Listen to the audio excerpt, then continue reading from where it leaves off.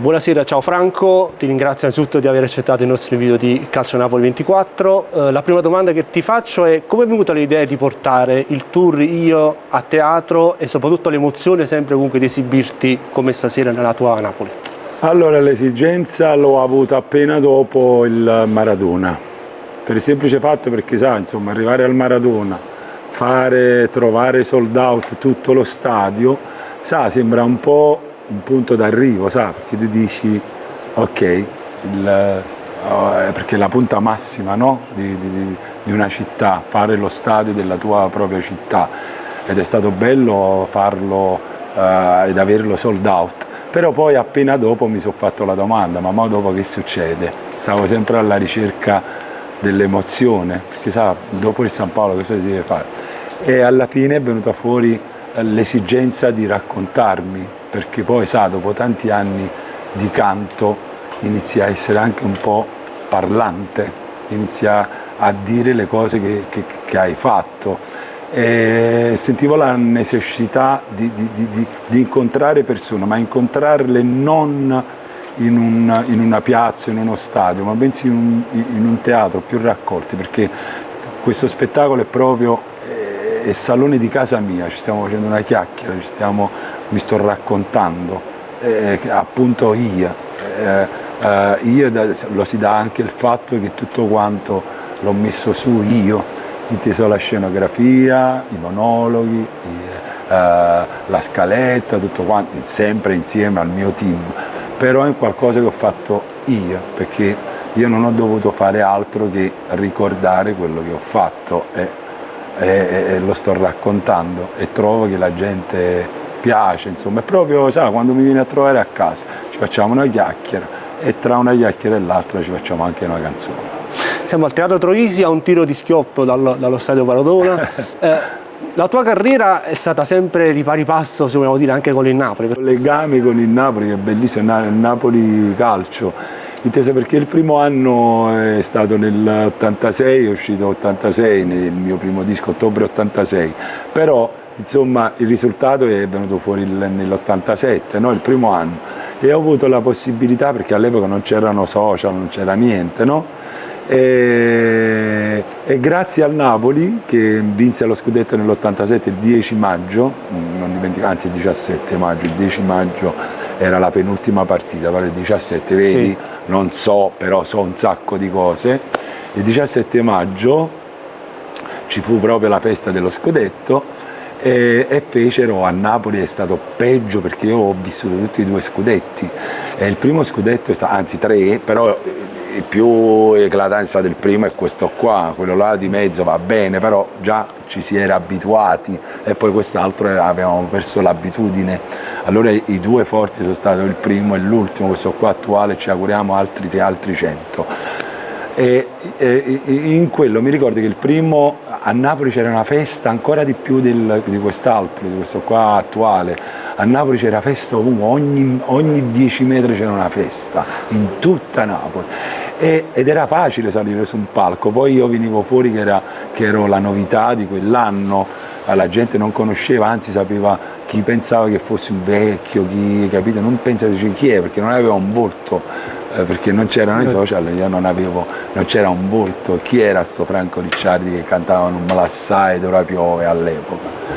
E niente, grazie al Napoli io feci in una giornata col motorino, non dimenticherò mai, 11 feste di piazza in una serata. Però insomma con il motorino andavo con la cassetta, mi ricordo facevo 2 canzoni, ora piove, non me la sai, io ovunque andavo, io vedevo questa cosa, perché io stavo col motorino, tutto mi aspettava, ma non sta roba che la gente ha addosso. E mi ricordo questa cosa che arrivava Silvio Franco, dice, mi meravigliavo, ma ce l'avano con me, ma è con me sta roba. E grazie a Napoli ho scoperto, insomma, che la città aveva accolto questo mio disco. E poi anche il regalo bello è stato il terzo scudetto per il Napoli, ma il mio primo scudetto, che è stato al Maradona il 10 giugno, che porterò sempre. Questo tatuaggio mi rappresenta, perché è giusto. Allora nell'1 c'è Scampia, da dove sono partito, e nello zero c'è Scampia, tutta quanta, insomma la mia terra. Da dove parto, e questo no, perdonate, da dove parto a dove finora siamo arrivati, allo stadio Maradona. Questo qua, insomma, è stata una...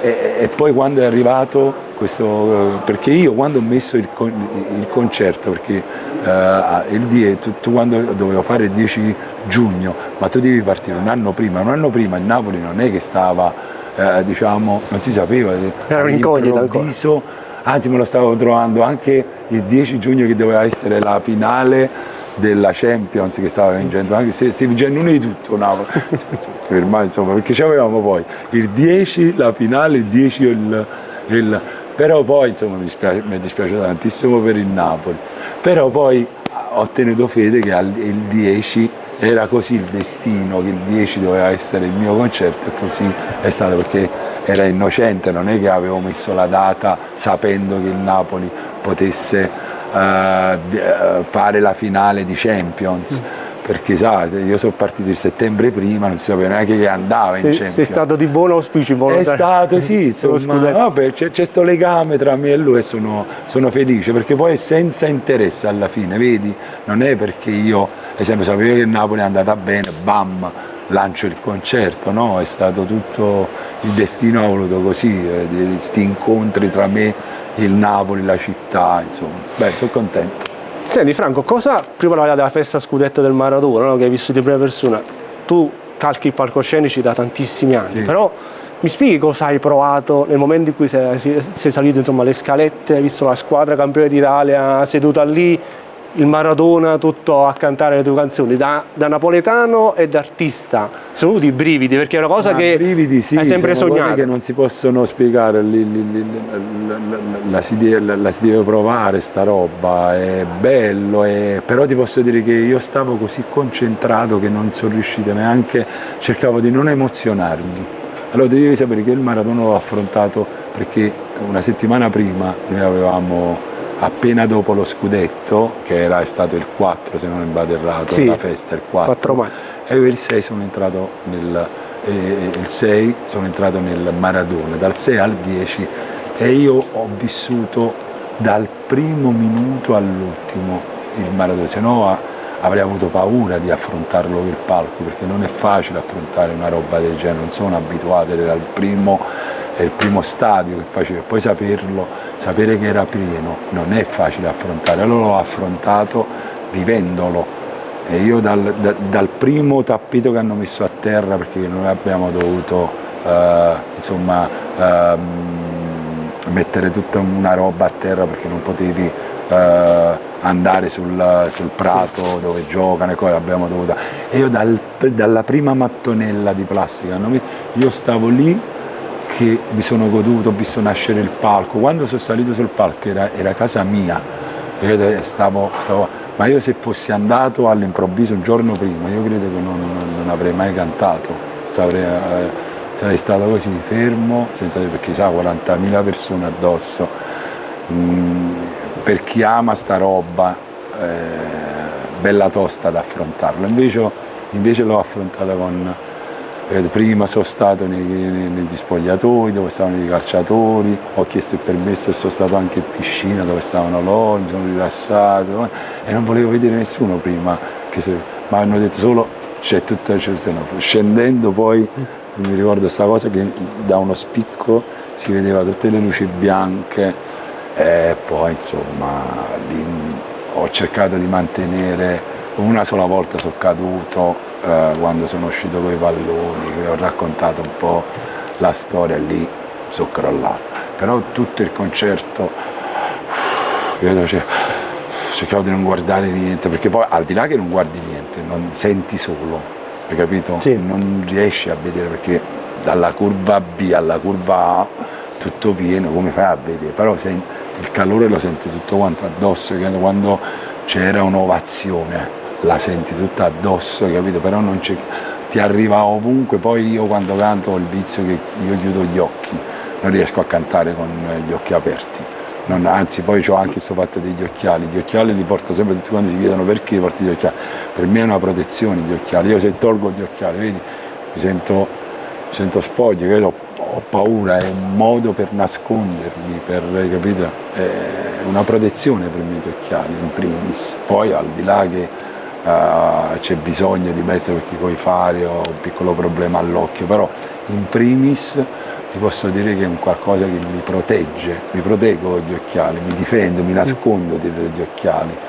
sono più lì, quando tolgo gli occhiali sembra che esco allo scoperto, e tutti mi guardano, invece così sto dietro e guardo a uno, non sai a chi sto guardando, ed invece se non ho gli occhiali è una protezione, gli occhiali sono, tutti vogliono sapere perché ti metti a me lì, perché è il mio nascondino, questo è il mio nascondino segreto, gli occhiali, mi nascondo dietro gli occhiali, questo è tutto qua. Senti Franco, allora ci sono delle analogie fra gli artisti e i calciatori, purtroppo quest'anno il Napoli non ha replicato la stagione scorsa, no? La domanda che ti voglio fare da artista, da professionista, qual è il segreto per mantenere il successo? Perché molti dicono ad esempio che Napoli quest'anno magari non è stato abituato a gestire il successo. Tu da artista come hai gestito il successo? Cioè dopo quel culmine del 1987, no? Come hai gestito la folla che ti acclamava? L'ho affrontato sempre come se fosse il primo giorno, il fatto di imparare sempre, che non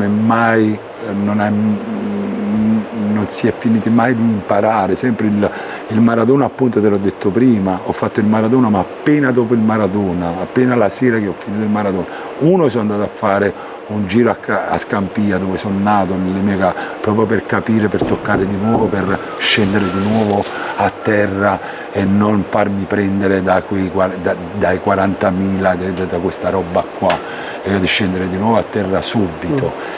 E sapere che domani c'è da imparare già, quello era un punto di partenza, non un punto d'arrivo, perché si arriva, se tu inizi a renderti conto che quello è il punto di arrivo, lì è finita, perché dopo l'arrivo non c'è niente, dopo la vittoria, hai capito? Dopo una vittoria, poi dopo che c'è, hai capito? Allora c'è sempre da fare, allora quello io credo che se c'è stato così forte la vittoria del Napoli ovunque, anzi anche ci stava, non avevi più niente da vincere, se vincendo pure i mondiali, se facevi i mondiali pure i mondiali vinceva Napoli, perché stava così. Allora io credo che quella si è persa, quella grinta, quel credo, hai capito? Io credo che sia così, vi parlo da non competente per quanto riguarda il calcio, però da persona che vede da fuori, io credo che si è perso un po' quello stimolo perché l'occhio della tigre è importante, il credo è importante, qualsiasi cosa che quando c'è il credo dentro, è loro quello che credo che la squadra ha perso un po' il credo. Franco, mi è venuto adesso un aneddoto ad esempio della tua vita legata a Napoli, no? Ascoltavo insomma un tuo aneddoto che il giorno in cui è arrivato Maradona a Napoli, il 5 luglio 84, si sposava una tua cugina e tu ti trovasti nel traffico era di giovedì, mi ricordo tutto, era di giovedì, io stavo a sto matrimonio di mia cugina, sorella di Folletto, il famoso Folletto, mio cugino che sta sempre con me. E all'improvviso ci fu sto boato, perché sto ristorante stava, sta situazione salone delle feste, stava dove sta a Capodimonte, e c'erano tutte queste strade perché è bella popolare, no? E all'improvviso sentivamo un casino di macchine, è arrivato Maradona. Ma ricordo tutto, di quel periodo ricordo tutto, è stato tutto più magico, la prima volta è sempre, come si dice, il primo amore non si scorda mai, ed è stato la città, e appunto dopo ho fatto anche un pezzo, Maradona non può tornare, perché la città alla fine era il credo di una città, aveva un mito la città mancava un mito. Mi ricordo sta roba qua, e Maradona è stato un po' il riscatto della nostra città, volendo, perché all'epoca veniva martorizzata abbastanza, perché Napoli è stata sempre al centro dell'attenzione di qualsiasi cosa, in bene e in male. E quel momento mi ricordo che Maradona è stato quasi un riscatto della città, un orgoglio, e del fatto noi abbiamo Maradona, ed era sta cosa che non si credeva, tutti si chiamavano Diego, a Napoli non si capiva niente, pure a nonna, se vuoi un nonno si chiama Diega, ah no, ma tu ti chiamavo Carmelo, no, mi chiamo Diego pure io, e tutti ci chiamavamo Diego, e gli orecchini, io finalmente potevo mettere l'orecchino, non mi chiamavano Frocio, perché prima se ti mettevi l'orecchino eri Frocio, da Maradona in poi non eri più Frocio, e sta roba di credo, di cambiamenti di costume, ed è stato bellissimo, insomma. Franco, l'ultima domanda. Sanremo è stata un po' la vittoria anche della nostra lingua napoletana, sì. con Geolier, poi anche con Angela Manco, che non è napoletana, però canta napoletano. Siamo un bel po', insomma. Sono tantissimi artisti. Sì. La domanda che ti faccio, potremo mai vedere un domani un Franco Ricciardi a Sanremo? Ma non lo so, sai, insomma, mai dire mai. Però quel palco l'ho visto, lo Spitz me l'ha gelato, perché la cosa mia dice no, io c'è il palco e grazie alla mia bella Mara Venier, ricordo che l'anno scorso, la domenica, a Sanremo, iniziamo proprio io e Andrea la puntata, il giorno dopo la domenica, quella la fa Mara, giustamente, che tutti gli altri, e ho avuto insomma il piacere di scendere quelle scale. Allora per me lì è. Poi viene, sono contento, ti giuro, sono felice, però se ti dovessi essere sincero fino alla fine, mi è piaciuto più andare così che andare in gara, perché la gara a me mette un po' di ansia, invece lì sono andato tranquillo, ho fatto il pezzo, un bel applauso, mi sono goduto tutto il palco, grazie a Mara, veramente io e Andrea abbiamo... Invece la roba della gara, perché per me la musica non è una gara. La musica è musica, punto, non è la mia canzone più bella della tua, capite? La musica è musica, punto, non è gara. E io non amo fare gare, io amo fare musica, punto, non gareggiare.